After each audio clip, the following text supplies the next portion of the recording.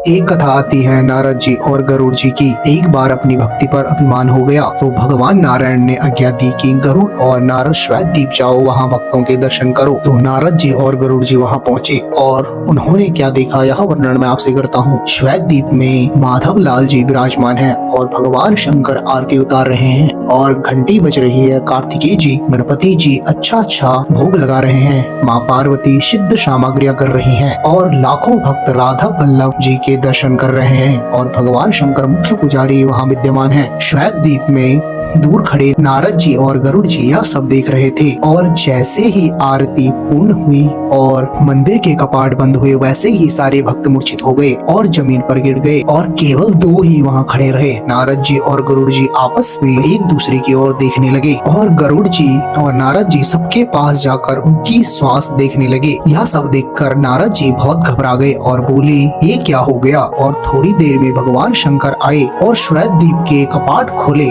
तो भक्त पुनः जीवित हो गए। ऐसा देखकर आश्चर्यचकित नारद जी भगवान शंकर को प्रणाम किया और पूछा, भगवान यह कैसी लीला है? भगवान शिव ने कहा, नारद जी किसी के प्राण अन्न में बसते हैं, किसी के प्राण धन में, किसी का जल में, किसी के वायु में और किसी के शारीरिक जीवन में, लेकिन श्वेत द्वीप के संतों और भक्तों के प्राण श्री भगवान राधा वल्लभ लाल में ही बसते हैं। जब राधा वल्लभ जी सामने रहते हैं तो ये सब जीवित रहते हैं और जब उनके दर्शन नहीं होते तो ये सब प्राण त्याग देते हैं। तब नारद जी और गरुड़ जी का अभिमान भंग हुआ और मन में विचार करने लगे कि मैं तो ऐसा नहीं हूँ, मैं तो खूब ठाकुर जी के बिना जीवित रह लेता हूँ।